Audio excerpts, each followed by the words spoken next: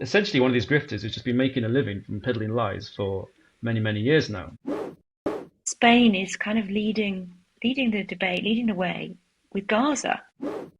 He's the chief suspect in Germany, and the prosecutor says he's 100% sure that he's guilty of snatching and killing Madeleine. Don't forget to subscribe to The Rest is Spain on YouTube, Spotify, and Apple Podcasts. Welcome to the Rest is Spain podcast by the Olive Press, sponsored by Stay Short Expat. I'm here again with John and Walt because it's been a fantastic week for press. There's been a lot going on, and I want to get to the bottom of the news stories. We're going to be talking today about the release of Christian Brueckner, which I'm going to pick John's brain on that because that, to me, sounds like just so much more to uncover there in that Maddie story. And we're going to talk about Tommy Robinson. So the march organised last week that he's organised, I want to get to know more about that. And then finally, we're going to touch on what's happening in Gaza and how Spain is leading the way. So John, hi, how are you? Morning, Caroline. Yeah, nice to see you again. And Yeah, it's been an absolutely horrible 48 hours for anyone who's been following the Maddie case like I have for nearly 20 years. And yeah, I actually woke up probably around 5 or 6 in the morning with the feeling sick to the pit of my stomach, literally. I wondered what it was. I ate something and I drank something. I wasn't sure what it was. And it really, I can only put it down to Mr. Brueckner, Christian Brueckner, being let out of prison yesterday after serving his 7.5-year sentence for, as hopefully our viewers or readers know, for the sadistic rape of a 72-year-old woman who was tied up and beaten before being horribly raped on camera.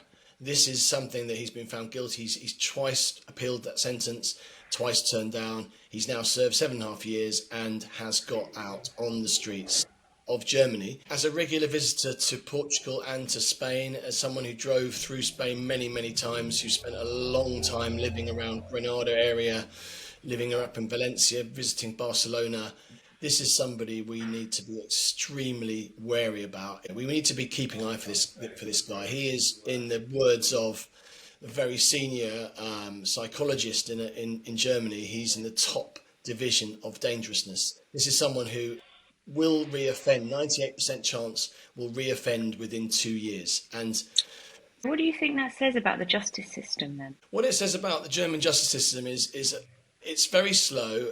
It's also run with a panel of judges as opposed to a judge and a jury.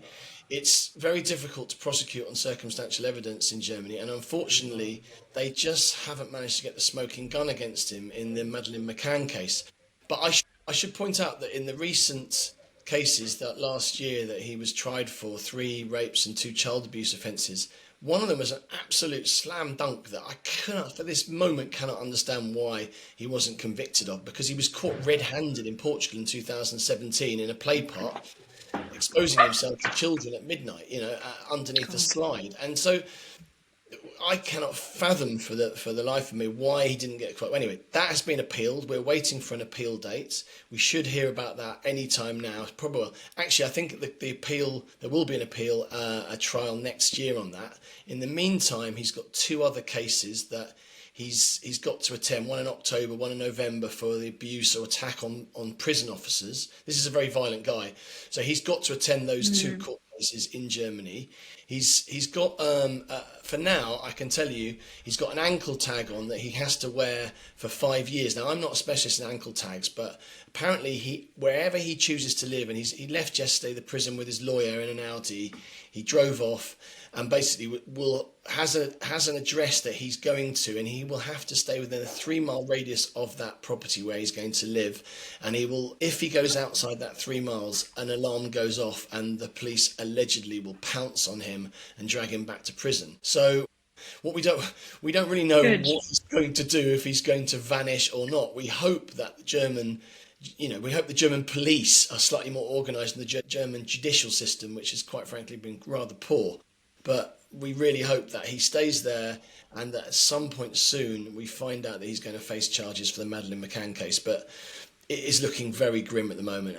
It's a depressing day for anyone with young children or anyone who wants to see justice done against sex offenders. So what's your view? So obviously he's a chief suspect in the Madeleine McCann case, but it just feels like nothing's happening with that. So tell us more about that. Yeah, so he's the chief suspect in Germany, and the prosecutor says he's 100% sure that he's guilty of snatching and killing Madeleine. In England, he's the prime suspect, and they say that they're not sure she's dead, but he's the prime suspect. In Portugal, he's what's called an arguido, which is a main suspect for that. We know they've got very, very good evidence. And the German police say we know that he killed Madeleine, but we just cannot get it over the line. So now there's talk. I don't know if you followed this, but on Monday, the British police, Scotland Yard, announced that they want to interview him about certain questions connecting him to Pradeluge in May 2007. They obviously have separate evidence they want to put to him.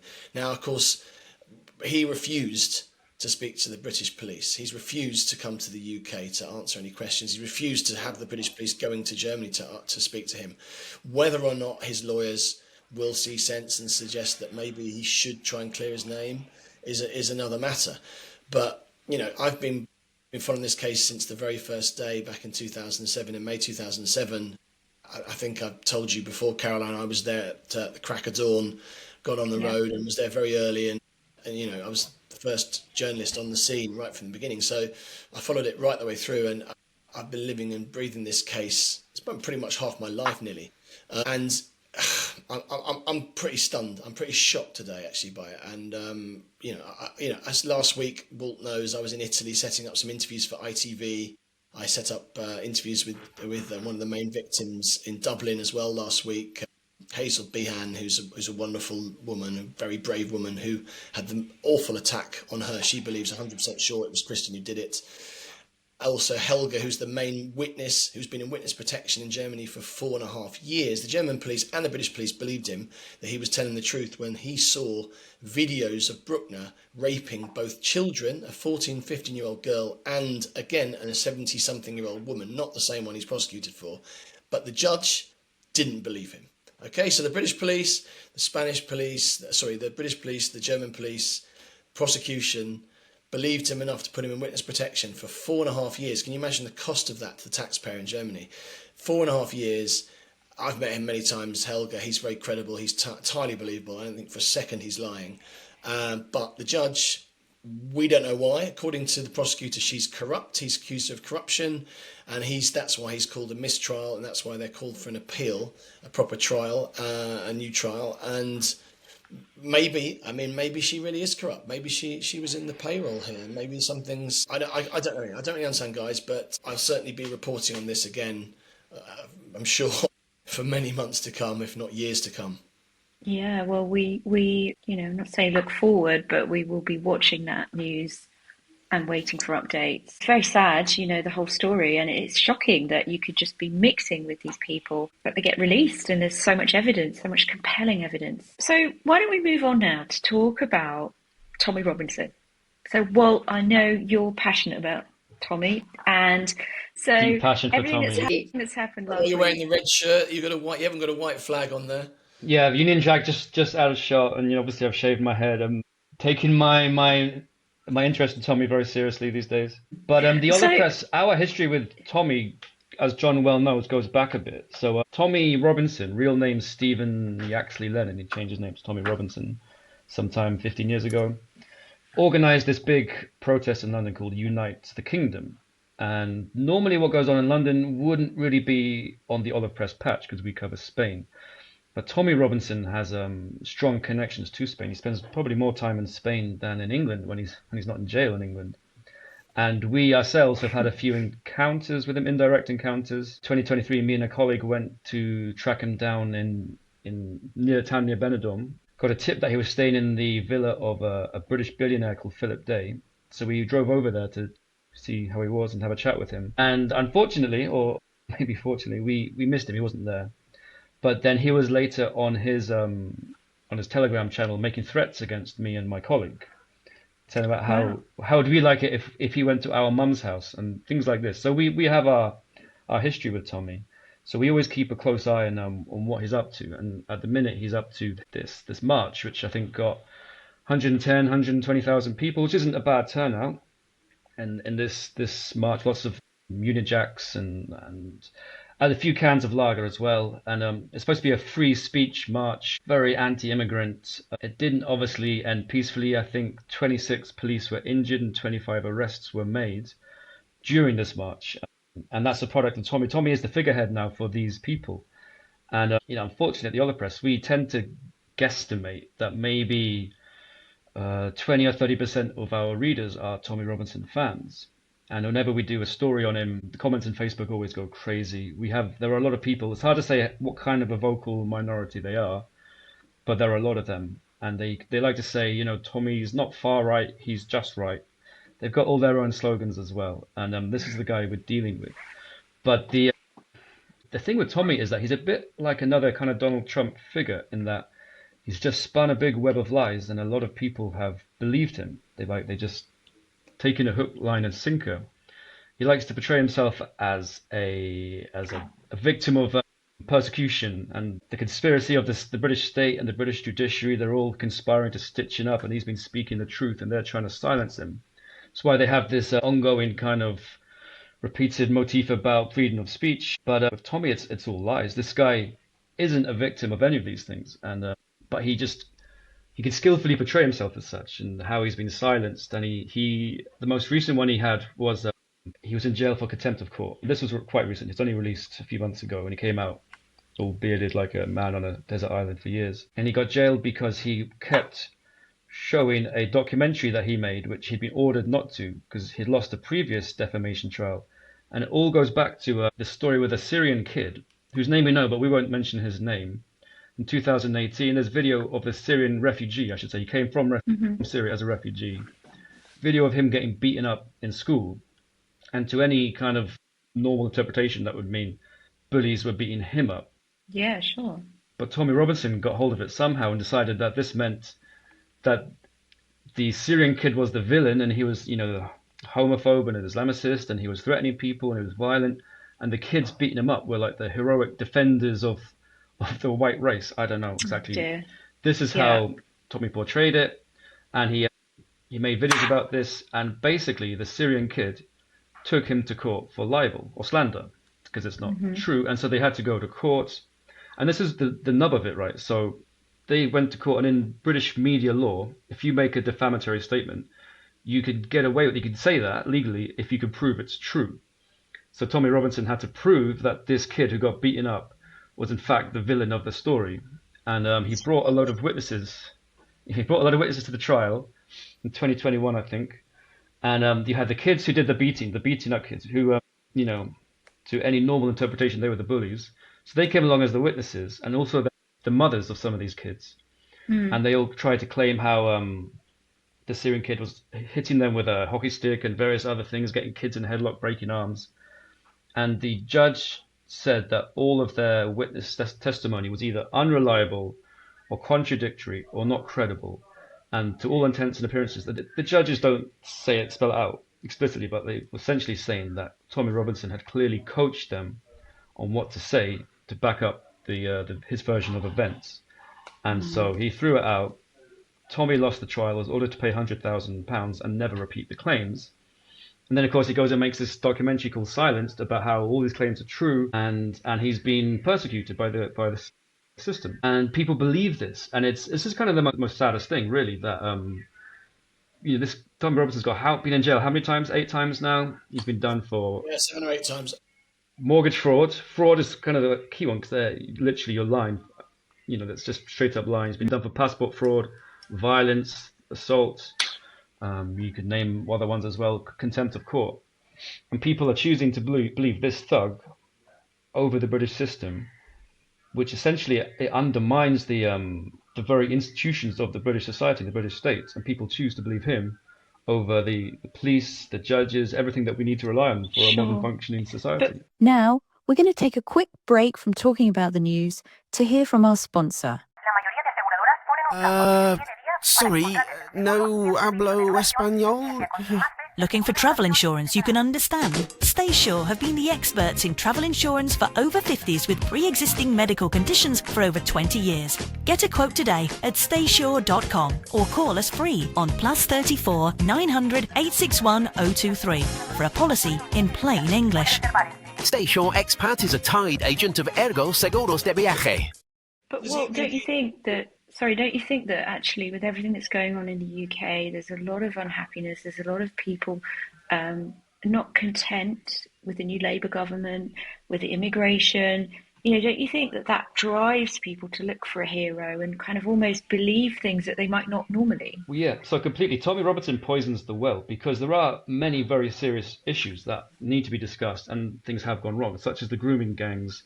And I think immigration numbers have gone off the charts since Boris Johnson. And people could have legitimate concerns, and there should be a debate on this, but an intelligent debate between honest people with integrity. And Tommy Robinson is a figurehead for the kind of the loutish types, not even the loutish types, but maybe even he draws away people who could have invested their mental energies productively. He draws them away into these worlds of conspiracies, and 'cause he's also anti-vax and all the COVID stuff. Yeah. He's essentially one of these grifters who's just been making a living from peddling lies for many, many years now. Is So there he's What's poisoning he the got a well. following in Can I Spain? ask a question? Yeah. Well, one of the questions here surely is why is he able to do this from Spain? Does he not see the irony that he's leaving the UK to come and live in Spain as an immigrant himself? And what's he doing? Why is he allowed into Spain if he's stirring up racial hatred and creating tension, saying things, putting that stuff out on Twitter or X that is blatantly racist?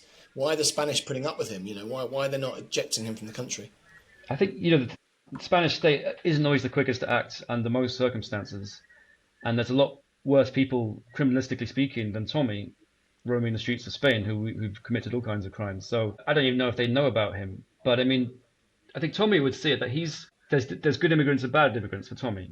So the British who go to Spain, and as we've seen with last week with the woman in Benidorm who said she left England to move to Spain because there's too many immigrants, there is a sense among a lot of people that others are immigrants, but I'm not. Like it's impossible that I'm an immigrant. Immigrant is something that happens to other people. And maybe Tommy's one of these, but at the same time, Tommy also, I don't think he's against all immigration. He's against Islam and immigration from North Africa and various countries that he thinks are undesirable. So he might think, well, I'm a good immigrant and they're a bad immigrant, I think that's how he rationalizes it. Is there a sense that there's a lot of these racists that are obviously purporting this stuff are living here in Spain amongst us, Paul? Is there a sense that a lot of these guys that fund Tommy Robinson are actually here on the Costas? Well, like I was saying at the start, we do estimate that about 30% of our readers on the Costas are Tommy supporters. And this funding is one of the bigger issues about him that no one's quite got to the bottom of, but there's a lot of shady things. He hasn't got a bank account. That was all closed down as part of his bankruptcy. He's declared bankruptcy countless times. He obviously is getting money some way because he's having all these luxury holidays. So he's got sponsors, he's got backers. We see that he associates with a lot of very dark figures and like Andrew Tate, the Proud Boys guy, the American militia. We know that he rubs shoulders with very bad hombres, and we imagine that they are the ones funding him. Can I just say, Walt, I know you say you think that 30% of our readers may be Tommy Robinson fans. I'm not sure I agree with you there. I think maybe they might be reform voters. I think they might have some sympathy for him, but I think most people, and I'm pretty sure, I've heard about this in the UK as well, that actually quite a small percentage of people actually have sympathy for Tommy Robinson. They know he's a criminal. They know he's been in and out of prison many, many times. As you say, he's a liar. He's convicted fraudster. The stuff he comes out with is pretty disgusting. Some of the stuff he comes out with, and in particular that film, which is blatantly a setup on that Syrian kid, and then how he keeps repeating, able to film it. And I think at one point in Trafalgar Square, when it was, how he thinks he can get away with being above the law like that, I think is not accept. I think a lot of British people here and anywhere are going to say, look, this is disrespecting our judicial and legal system in the very framework of British society. So I don't think they respect him for that at all. I think, you're right. It's a question of always gauging the loud minority. Like I say, in the comment sections, there's a lot of supporters come out. And you're right that you probably get the grey area of the reform supporters who know that he's a bad egg, but they also kind of gravitate towards his way of thinking. So they could be like the floating Tommy supporters. It's hard to say, but there's definitely a very loud minority of supporters of Tommy. And the other sort of difficult thing is that in the United States, he's got quite a big following because Elon Musk promotes him. Yeah. And so the American establishment these days, the right-wing establishment, they've taken him as one of their own, as a legitimate person. And I've seen Piers Morgan go on American TV. And Piers Morgan's, he's a right-wing guy. He generally, I think, he's improved himself from the last few years. But he's trying to spell it out to all these dumb Trump voters, Trump supporters. Actually, no, we're all good guys, but he's one of the bad guys, even though we all say the same thing. It's difficult to sell that message to people if they're inclined to agree with what he says. It is in the media. Sorry, I mean, you guys are the media, so what are you going to do to educate people? Well, I was going to ask Walt the question. Am I correct in saying he threatened to come to the office and basically beat you up? Is that a way to behave? Because we reported on his crimes. I mean, what did he? No, he threatened to go to our mother's houses. That's what he said he would do. So that's how he is. He's a thug. We've seen him countless videos coming up. There's one recently at St Pancras Station of him being involved in violence, and sometimes he'll claim that the other guy started it, but clearly violence is something that's within his nature. This guy's a thug. Simple as that. But a lot of people, they vibe with what he says. Well, it'd be interesting to see what our listeners think. So do tell us in the comments what you think. Two sides to every story, and we want to know what expats really think. The point of view of an expat living here in Spain. What do you think about this happening in the UK? Correct, because there's actually a lot of immigrants here in Spain as well, and Pedro Sanchez comes out and says if it wasn't for the migrants, this country wouldn't be booming as it is. It's the fastest growing economy in the OECD Western world. So what do these people who support Tommy Robinson think about the migrants here on our costas who work amongst us here? What do they think about the Syrians and the Africans, the Moroccans, the Algerians? I'd like to know their views on that. And talking of Pedro Sanchez, I think we should move on now to our next topic, which is how Spain is kind of leading the debate, leading the way with Gaza. John, what are your thoughts? Well, I mean, my view is very simple. I think it's about time that we called out what's happening in Israel, and it's clearly got worse and worse and worse in Gaza over the last 2 years. And finally, the United Nations is calling this a genocide, and in fact, Pedro Sanchez was one of the first leaders in the Western world who called this a genocide, and I think it's great. He followed on from Ireland and Belgium and Ireland followed on from him. Now we've got the UK, Germany, and France about to recognise Palestine in the United Nations in New York this week, following the Trump visit in England. I think he's on the right side of history. He's leading the charge, and he's doing a brilliant job. Walt knows, I think, a bit more about the minutiae of what's happened this week in Gaza and where the Spanish situation is, but I'm pretty proud of.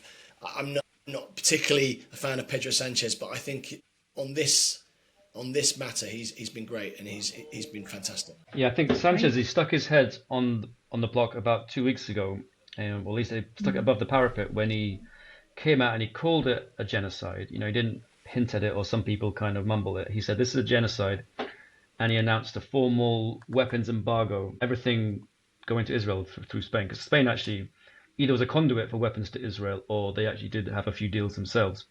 And I mean, to be fair, most of the arms sales had already been stopped, so it's more of a symbolic statement.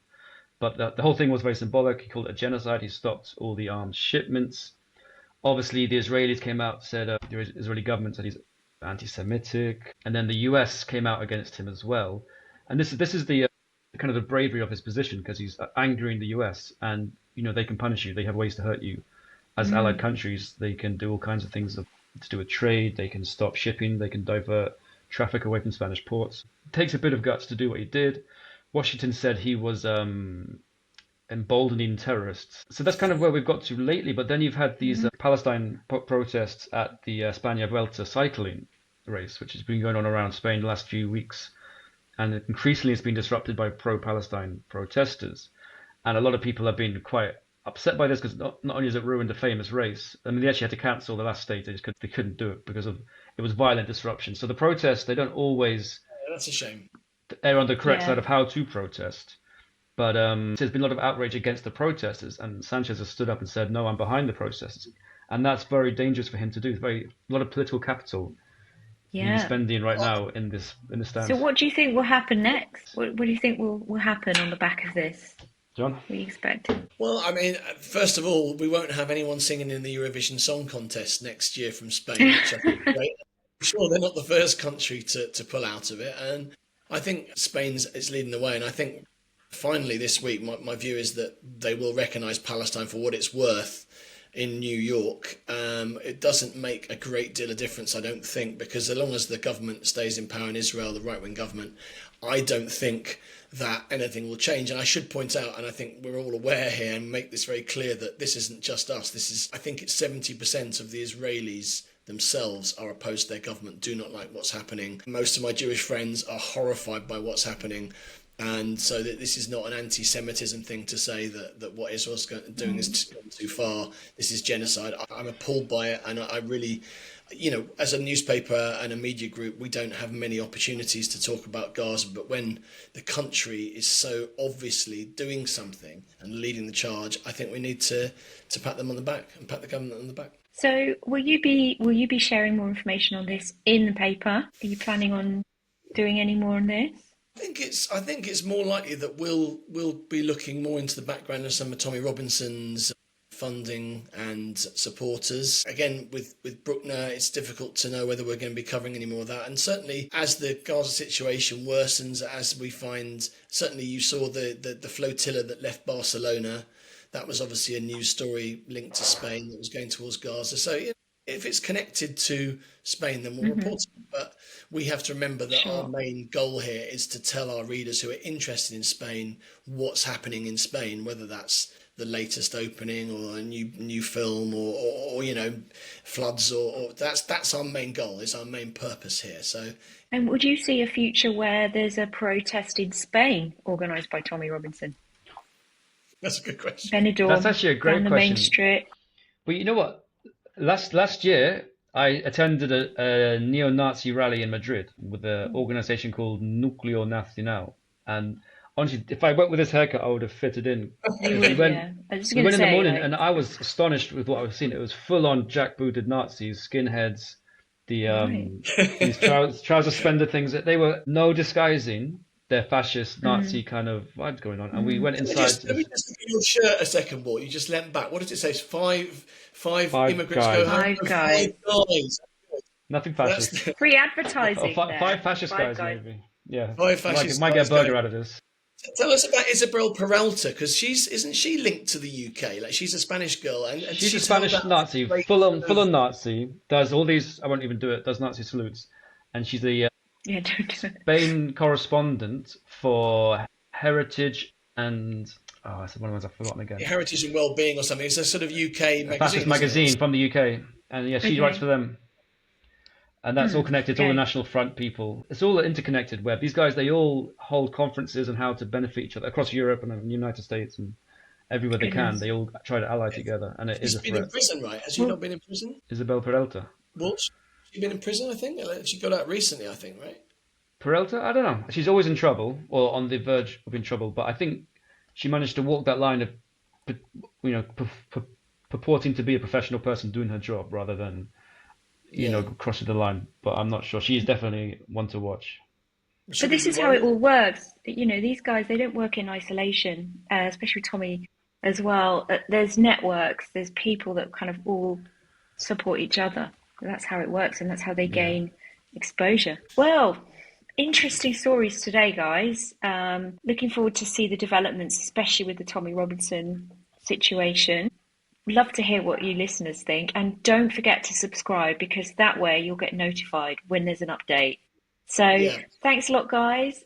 And and great debate today. So thanks a lot. See you soon. Cheers, Thanks, guys. Caroline. Thank you. Having us. Thanks, Caroline. Bye-bye.